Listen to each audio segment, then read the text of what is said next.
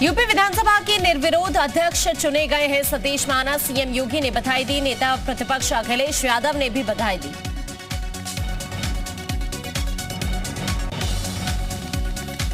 UP विधानसभा के अध्यक्ष बनने पर सीएम योगी ने सतीश महाना को बधाई दी। कहा, सतीश महाना के नाम में भी महानता शामिल है।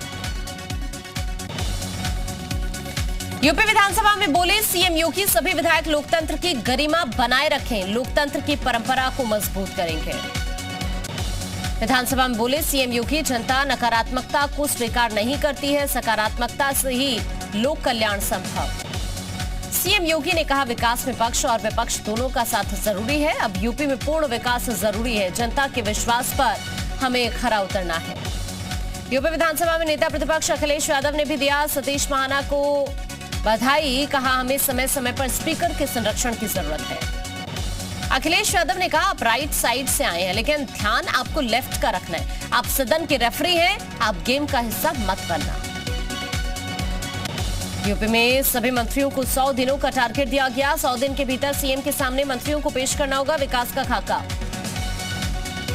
यूपी के डिप्टी सीएम ब्रजेश पाठक ने लखनऊ में पदभार संभाला। स्वास्थ्य विभाग के अधिकारियों ने फूलों का गुलदस्ता देकर स्वागत किया। विभागों के बंटवारे के बाद लखनऊ में अनिल राजभर ने पदभार ग्रहण किया। कार्यालय में पूजा पाठ कर भगवान का आशीर्वाद किया। जी उत्तर प्रदेश उत्तराखंड से बोले लक्ष्मी नारायण चौधरी, अपनी जिम्मेदारी बखूबी निभाऊंगा। 2024 का परिणाम होगा चौंकाने वाला। आजम खान का शपथ ग्रहण। अधर में लटका। विधानसभा से आए पत्र पर आजम ने नहीं दिया कोई जवाब। विधानसभा प्रशासन ने भेजा था पत्र। मई में आएगा यूपी सरकार का बजट। 6.5 लाख करोड़ रुपए का बजट पेश करेगी योगी सरकार। योगी सरकार 2.0 के पहले बजट में संकल्प पत्र की कई घोषणाओं को शामिल किया जाएगा। किसान, युवा और महिलाओं पर आधारित होगा यूपी का बजट। फोन पर ही सीएम योगी ने महिला को दिया इंसाफ। मेरठ की महिला ने सीएम को फोन किया था। नियुक्ति पत्र के बाद भी नहीं मिल रही थी ज्वाइनिंग। महिला को मेरठ का कॉलेज आवंटित किया गया। चाचा भतीजे में बड़ी तल्खी। सहयोगी दलों की बैठक में भी नहीं पहुंचे शिवपाल यादव। सपा कार्यालय में अखिलेश यादव ने मीटिंग बुलाई थी। गोरखपुर में माहौल खराब करने की साजिश का खुलासा। 25 मार्च को शपथ ग्रहण के दौरान बवाल हुआ था।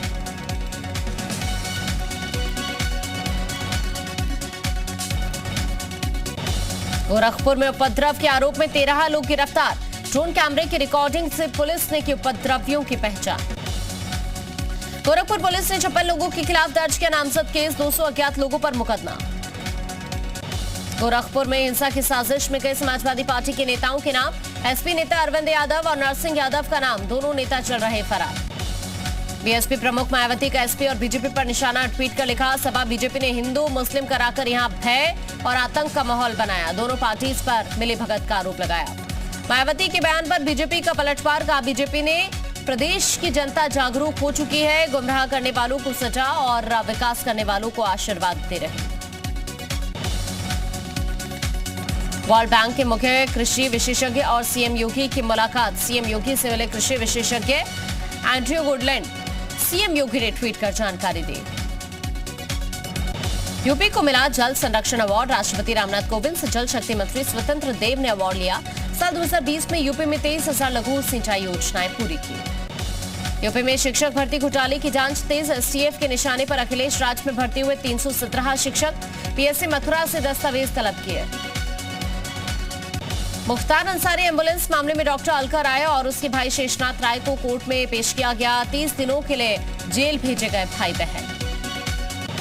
पुलिस ने डॉक्टर अलका राय और डॉक्टर एसएन राय को मऊ से गिरफ्तार किया था। दोनों पर दर्ज है गैंगस्टर एक्ट के तहत केस। एम्बुलेंस केस में मुख्तार पर बाराबंकी पुलिस ने शिकंजा कसा। मुख्तार के करीबियों के ठिकानों पर पुलिस छापेमारी कर रही है। बुलडोजर पर अब्बास अंसारी का बड़ा बयान। बुलडोजर अपराधियों पर डॉन पर चलना चाहिए, लेकिन सत्ता पक्ष के करीबियों पर भी चलना चाहिए। माफिया मुख्तार अंसारी के बेटे अब्बास अंसारी को इलाहाबाद हाईकोर्ट से बड़ी राहत। चुनाव के दौरान अधिकारियों को धमकी देने के मामले में कोर्ट ने गिरफ्तारी पर रोक लगाई। काशी विश्वनाथ मंदिर और ज्ञान व्यापी मस्जिद विवाद मामले में सुनवाई हुई। हाईकोर्ट में मस्जिद कमेटी और वक्फ बोर्ड ने पक्ष रखा। गौतम बुद्ध नगर में 10 अप्रैल को होगा सुपर टिकट ट्विन टावर गिराने का ट्रायल। सुप्रीम कोर्ट ने दिया है टावर गिराने का आदेश। सुपर डे के बाद लॉजिक्स बिल्डर भी दिवालिया घोषित। नोएडा अथॉरिटी का करीब 500 करोड़ बकाया। 2011 में शुरू हुआ प्रोजेक्ट 11 साल बाद भी पूरा नहीं। फर्जीवाड़ा करने वाले स्कूलों पर सख्त हुआ यूपी बोर्ड। गलत डाटा देने वाले स्कूलों की मान्यता खत्म होगी। कौशाम्बी में परीक्षा केंद्र के बाहर कॉपी लिखते दिखे नकल माफिया। वीडियो वायरल होने पर पुलिस ने मुकदमा दर्ज किया। योगी सरकार 2.0 के शपथ ग्रहण के साथ ही खौफ में माफिया। औरैया में गले में तख्ती डालकर 2 हिस्ट्री शीटर्स का सरेंडर। कानपुर में पुलिस और बदमाशों के बीच मुठभेड़। रूटीन चेकिंग के दौरान मुठभेड़। कुख्यात अपराधी संजय के पैर में गोली लग गई।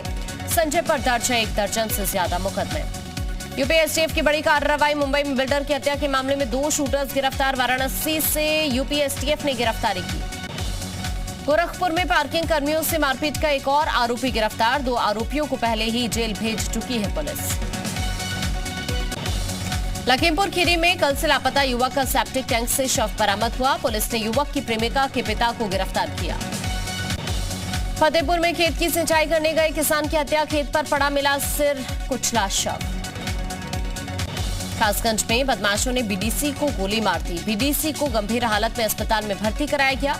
बदमाशों की तलाश में जुटी है पुलिस। और नाव में किशोरी का कल्याणी नदी में शव मिला। कल बैंक गई थी किशोरी। परिजनों ने हत्या की आशंका जाहिर की। अलीगढ़ में गैंगस्टर को पकड़ने गई पुलिस के साथ महिला की हाथापाई। पुलिस से आरोपी को छुड़ाना चाहती थी महिला। पुलिस ने आरोपी महिला पर दर्ज किया केस। गौतम बुद्ध नगर के जेवर में दबंगों ने दिव्यांग की पिटाई कर दी। दबंग और महिला ने दिव्यांग को लाठी डंडों से पीटा। पिटाई का वीडियो वायरल। बागपत में दबंगों ने दुकान में घुसकर दुकानदार को बेरहमी से पीटा। दुकानदार की पिटाई का वीडियो सीसीटीवी में कैद। कानपुर में आवारा जानवर पकड़ने गई नगर निगम की टीम पर पथराव में 4 कर्मचारी घायल। कानपुर के चकेरी इलाके में सब्जी की दुकान में आग लग गई। आग लगने से आसपास अफरा तफरी मच गए। फायर ब्रिगेड ने आग पर काबू पाया। अलीगढ़ में शॉर्ट सर्किट से इलेक्ट्रॉनिक्स शोरूम में भीषण आग लग गई। लाखों का सामान जलकर खाक हुआ। दमकल की 4 गाड़ियों ने आग पर काबू पाया। कानपुर कोर्ट परिसर में पेड़ में आग लग गई। आग लगने से अधिवक्ताओं और वादकारियों में भगदड़ मच गई। सूचना पर पहुंची फायर ब्रिगेड ने आग पर काबू पाया। जालौन में किसानों के लिए काल बनी हाईटेंशन लाइन। हाईटेंशन लाइन से निकली चिंगारी से कई बीघा फसल जलकर खाक हो गई।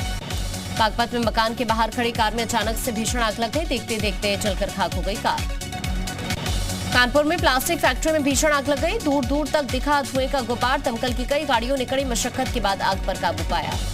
गर्मी शुरू होते जंगलों में जगह जगह आग लग रही है। सोनभद्र के वन अधिकारियों की लापरवाही से हो रहा वन संपदा का नुकसान। लखनऊ में स्कूटर कंपनी में भीषण आग लग गई। आग लगने की वजह से अफरा तफरी मच गई। दमकल की कई गाड़ियों ने आग पर काबू पाया। गाजियाबाद में गोकशी के मामले में कार्रवाई न होने पर गौ रक्षा दल के 2 कार्यकर्ताओं ने आत्मदाह का प्रयास किया। मौके पर पहुंचे पुलिस कर्मियों ने दोनों कार्यकर्ताओं को आत्मदाह करने से रोका। हरदोई में साइकिल सवार को टक्कर मारने वाले बाइक सवार बुजुर्ग की अस्पताल में मौत। हादसे के बाद लोगों ने बुजुर्ग की बेरहमी से पिटाई की। बलिया के सिकंदरपुर में भीषण सड़क हादसा। तेज रफ्तार ट्रक ने बाइक को टक्कर मार दी। हादसे में एक ही परिवार के 3 लोगों की मौत। श्रावस्ती में तेज रफ्तार बस ने बाइक सवार को रौंद दिया। हादसे में बाइक सवार युवक की मौके पर मौत। फर्रुखाबाद में फूड पॉइजनिंग का शिकार हुए 2 बच्चे। दोनों को गंभीर हालत में हॉस्पिटल में एडमिट कराया। आजमगढ़ पुलिस ने गांजा तस्कर गिरोह का पर्दाफाश किया। करीब 2 क्विंटल गांजे के साथ 3 तस्कर गिरफ्तार। गोरखपुर में पुलिस ने चलाया नशे के खिलाफ अभियान। चेकिंग के दौरान बाइक सवार युवक से बरामद किया करीब 5 किलो गांजा। गाजियाबाद में अवैध कॉलोनियों पर गरज रहा बाबा का बुलडोजर। प्राधिकरण ने 320 अवैध कॉलोनियों के खिलाफ शुरू की कार्रवाई। लोनी में गरजा बुलडोजर। मुजफ्फरनगर में पुलिस के खिलाफ राकेश टिकैत का धरना। थाना नगर कोतवाली के बाहर धरना दिया। बीकेयू कार्यकर्ताओं की गिरफ्तारी के खिलाफ राकेश टिकैत ने प्रदर्शन किया। जिला अस्पताल में बीकेयू के कार्यकर्ताओं ने मारपीट की थी और तोड़फोड़ भी की थी। बागपत में टोल पर बीकेयू और आरएलटी कार्यकर्ताओं ने हंगामा किया। लोकल लोगों से टोल वसूलने का विरोध किया। अलीगढ़ में लगातार दूसरे दिन जारी रही बैंक कर्मियों की हड़ताल। बैंकों के निजीकरण का विरोध कर रहे हैं। अमरोहा में डीएम ने जिला अस्पताल का निरीक्षण किया। निरीक्षण के दौरान नदारद मिले 10 कर्मचारियों का वेतन काटने का भी आदेश। झांसी जिला अस्पताल की बायोकेमिस्ट्री एनालाइजर मशीन 3 दिन से खराब है। दूर दराज से जांच करवाने आ रहे मरीजों को परेशानी हो रही है। कासगंज में राष्ट्रीय मानसिक स्वास्थ्य शिविर का आयोजन किया गया। मरीजों को वितरित की गई निःशुल्क दवाएं।